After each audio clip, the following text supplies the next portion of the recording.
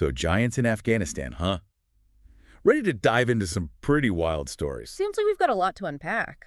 Yeah, we do. I mean, we're talking YouTube videos claiming everything from, like, red-bearded cave dwellers Oh, wow. to Yeah. 12-foot figures, like, caught on drone footage. We've got first-hand accounts, whispers of military reports. It's a lot. A lot to sift through, for sure. I'm intrigued, though. Where do we even begin with all this? Well, I think it's important to remember that, giants aren't exactly a new concept. They, like, pop up in mythologies all over the world. Oh, absolutely. You've got, like, Greek titans, Norse frost giants. Yeah.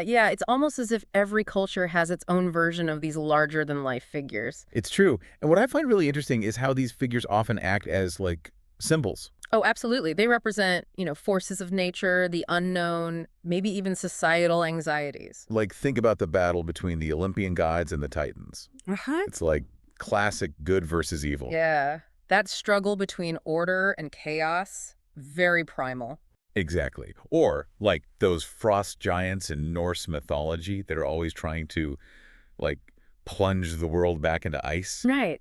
Always a threat lurking. Makes you wonder why giants are such a recurring theme across so many different cultures. It's the question, isn't it? I think maybe it's because those stories reflect our deepest fears, of things we don't understand, forces that are beyond our control. Makes sense. Speaking of ancient stories, we can't forget about the giants mentioned in the Bible, Oh, of course. specifically the Nephilim. They're described as, like, these incredibly strong, massive beings. Yeah, shrouded in mystery. But what do we actually know about them? Well, that's where things get a little tricky. Interpretations vary, Right. Some scholars take it literally, believe the Nephilim were actual giants, Yeah. descended from fallen angels even. Others see them more metaphorically, maybe representing powerful enemies that the Israelites faced. Hmm? A lost civilization, perhaps, or even just a cautionary tale, warning against straying from divine law. I see. It's almost like we're trying to put together a puzzle, but with missing pieces. Right, exactly. Like, for example, the Book of Numbers mentions these, like giant-like people in Canaan. Hmm. But then the Book of Joshua, which is about the conquest of Canaan, doesn't mention them at all. It's true. It's like they just vanished. Well, what do you make of that? Well, it's one of those complexities that you always run into with biblical interpretation. Right. Could be a simple omission, a deliberate choice by the author. I mean, who knows? But the lack of a definite answer is what keeps it so interesting, right? For sure. And speaking of interesting, it's that same kind of mystery and speculation that surrounds the Kandahar giant incident from 2002. Oh, yeah. So picture this. Afghanistan, the war on terror is in full swing. Right. A group of soldiers disappears, and then the whispers start, Yeah. right? How about this massive red-haired giant wielding a spear in a remote cave? Sounds like something straight out of a movie. Right. But is there any truth to it? Well, it's definitely a dramatic story, but I think we need to be careful about the details. Okay. Because they tend to get exaggerated with, every retelling. Oh, I see. I mean, some accounts claim the giant was 15 feet tall, had 6 fingers on each hand. Wow. A soldier was impaled on a spear, 30-second firefight before it was finally brought down. It's almost like the story grows, with each telling. So even though it's a gripping tale, you're saying we should take it with a grain of salt. Yeah, exactly. I mean, the Pentagon officially denies any knowledge of this incident, and there's no official report to back up the story. Interesting. The accounts we do have rely heavily on anonymous testimonies, like from this Mr. K, who to this day has never been publicly identified. So if there's no official confirmation, what keeps these stories alive? Right. Is it just the allure of a good conspiracy theory? Possibly, or maybe, just maybe, there's something the government's not telling us. Okay, so then what are we really talking about here? Is it about what's true or what people believe is true? I think that's the real question, isn't it? See, the lack of concrete evidence, combined with the official denials, Right. it actually fuels speculation. Creates a breeding ground for these conspiracy theories to take root. So it's like the more they deny it, the more people believe it. Exactly. Look at someone like L.A. Marzulli, right? He calls himself a supernaturalist.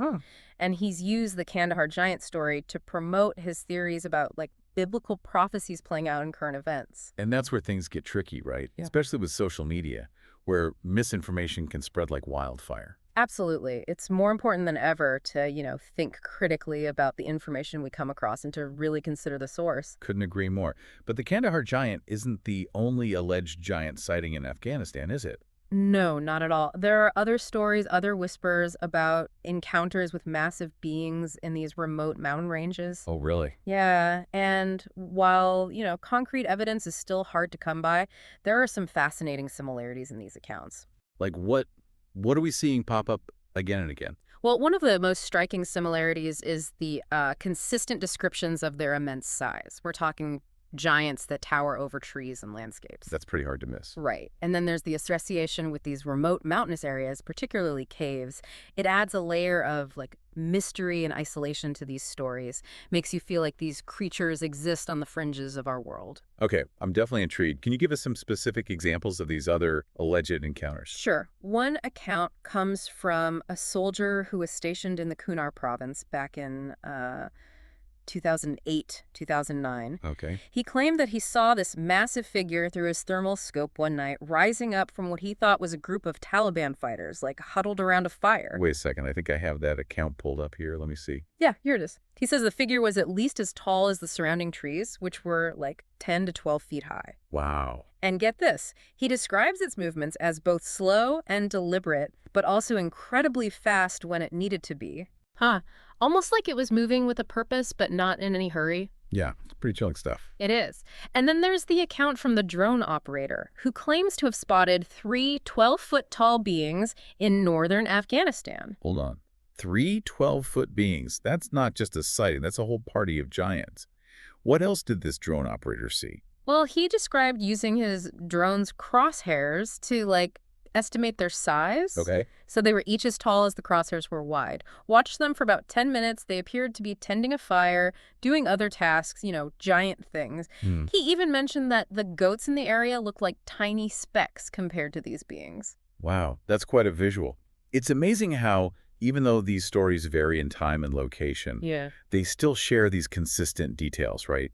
Like immense size, connection to these remote mountainous areas, and just this air of mystery surrounding their behavior. It's true. It's almost like we're building a profile for these elusive giants. Right. Makes you wonder if there's something more to these tales than just campfire stories or overactive imaginations. It does make you think. I mean, could there be an undiscovered species out there? Or maybe a hidden human population living in these unexplored parts of Afghanistan? It's a tantalizing thought. I mean, we are discovering new species all the time. Who's to say what could be hidden in those vast, uncharted mountains? Right. But then again, we have to consider the psychological factors at play. Oh, absolutely. I mean, soldiers in a war zone are under immense pressure, and their minds might be more susceptible to, misinterpreting what they see or hear. That's definitely an important point. When we're in these unfamiliar or stressful environments, our senses can get heightened. We might start perceiving threats where none exist. That makes sense. So how do we reconcile that psychological element with the fact that these details are so consistent across all these different accounts? Well, one possibility is that these stories are drawing on existing folklore or myths about giants in the region. Stories passed down for generations. Maybe they're shaping how people interpret their experiences. Instead of starting from scratch, people are fitting what they see into a story that's already familiar to them. Right. Or it could be a case of what we call collective imagination. One story inspires others, details get embellished and exaggerated over time. Kind of like a game of telephone. The original message gets distorted with each retelling. Exactly. So if a soldier hears a story about a giant in a cave, they might be more likely to interpret a shadow or a distant figure as proof of that giant, even if there's a simpler explanation. Right, like their perception is being, primed by the stories they've already heard. Exactly. And the power of suggestion, especially in situations with a lot of fear and uncertainty, can be incredibly strong. Absolutely. So we've got this mix of, ancient myths, biblical tales about giants, modern-day accounts from soldiers, and then you throw in the whole human psychology element. It's quite a recipe for storytelling, isn't it? It really is. It just highlights how we, as humans, always try to make sense of the unknown, often by using the narratives and beliefs we already have. It's our way of grappling with the mysteries of the world. Exactly. But does all of this really bring us any closer to understanding what's actually happening in those mountains? Yeah. Are we just chasing shadows and tall tales? I guess that's the beauty of it all, isn't it? We're left with more questions than answers. It's true. And sometimes the mystery itself is more captivating than any kind of concrete explanation. That's a great point. But let's shift gears for a moment and bring our listeners back into the conversation. Why should they even care about these stories of giants in Afghanistan? What makes this more than just a collection of, cool stories? Well, on one level, I think these stories tap into our fascination with the unknown, with things that just defy our understanding of the natural world. Right. But on a deeper level, I think it challenges us to confront our own limitations, our own fears of the unknown. They remind us that there are still mysteries out there, things we may never fully understand. And maybe there's a certain thrill in, exploring those mysteries, even if we never find a definitive answer. Absolutely. It's about that journey of discovery, the process of questioning and investigating. Precisely. And who knows, maybe someday concrete evidence will emerge that definitively proves or disproves these stories. But until then, we're left to ponder the possibilities, weigh the evidence, and draw our own conclusions. I like that. That's what makes a deep dive like this so fun. It's not about finding one single truth. It's about sparking curiosity and getting people to think critically.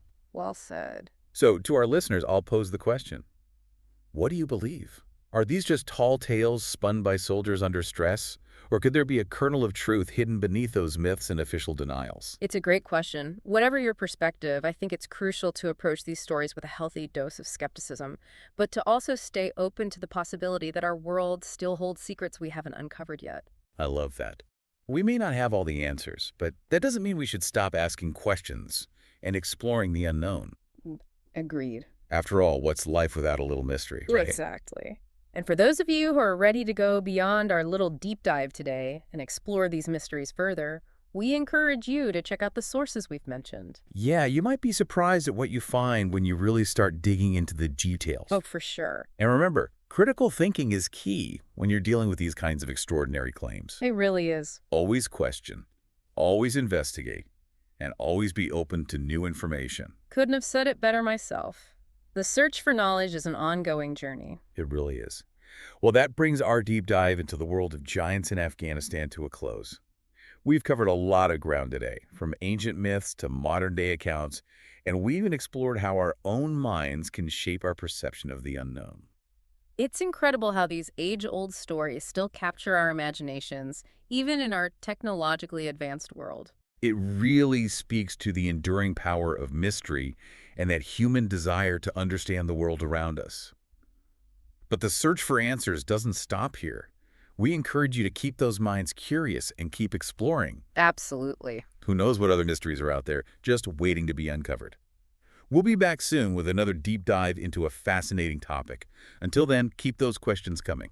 See you then. Well, he said he used the drone's crosshairs to kind of estimate their size. Okay.